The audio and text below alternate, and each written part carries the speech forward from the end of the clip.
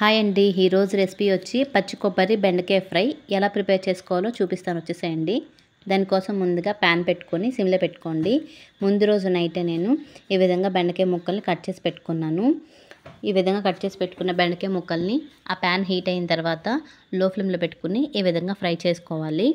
కంటిన్యూస్గా ఫ్రై చేస్తూ ఉండండి. ఫ్రై చేయడం వల్ల బెండకాయ ముక్కల్లో ఉండే జిగురు అనేది పోతుంది.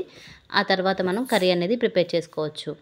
ఇక్కడ మీ దగ్గర ఉంటే కనుక 2 లెమన్ డ్రాప్స్ కూడా యాడ్ చేసుకోండి. దానివల్ల ఇంకాస్త త్వరగా మనకు జిగురు అనేది పోతుంది. ఈ విధంగా యాడ్ చేసుకున్న తర్వాత ఇక్కడ నేను యాడ్ చేశాను. మీడియం ఫ్లేమ్లోనే లేదా లో ఫ్లేమ్లోనే దీన్ని బాగా ఫ్రై చేసుకోవాలి, జిగురు మొత్తం పోయే విధంగా. మన పిల్లలకి ఇక ఆలు బెండకాయ అంటే ఫేవరెట్ కదా, వీటిని డిఫరెంట్గా ట్రై చేస్తూ ఉంటే వాళ్ళకు కూడా నచ్చుతుంది, రెగ్యులర్గా కాకుండా. ఇక్కడ ఒక చిన్న సైజు కొబ్బరికాయని తీసుకుని ముక్కలుగా కట్ చేసి మిక్సీ జార్లో వేసుకున్నాను. అలాగే మీ కారానికి సరిపడా పచ్చిమిర్చి కూడా తీసుకుని దాన్ని మిక్సీ పట్టుకోవాలి. ఇప్పుడు ఫ్రై చేసుకున్న బెండకాయని ఒక ప్లేట్లోకి ట్రాన్స్ఫర్ చేసుకోవాలి. అదే ప్యాన్లో ఆయిల్ వేసుకోండి. మీ కర్రీకి ఎంత ఆయిల్ అయితే సరిపోతుందో అంత ఆయిల్ వేసుకోండి. తర్వాత తాలింపు వేసుకోండి, రెగ్యులర్గా వేసుకునేదే.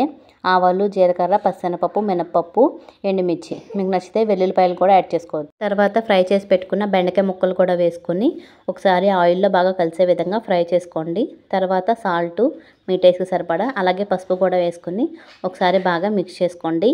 ఇప్పుడు మూత పెట్టుకొని కుక్ చేసుకోవచ్చు. మూత పెట్టుకుంటే మనకి త్వరగా మగ్గిపోతుంది, జిగురు అనేది ఏమి రాకుండా ఉంటుంది, ఎందుకంటే మనం ముందుగానే ఫ్రై చేసుకున్నాం కాబట్టి. ఈ విధంగా కుక్ చేసుకున్న తర్వాత ఇక్కడ మీకు కావాలంటే కారం కూడా యాడ్ చేసుకోవచ్చు. కారం అనేది ఆప్షనల్. మనం కర్రీకి సరిపడా పచ్చిమిర్చిని వేసుకున్నాం కాబట్టి ఇక్కడ కారం అనేది ఆప్షనల్ అనమాట.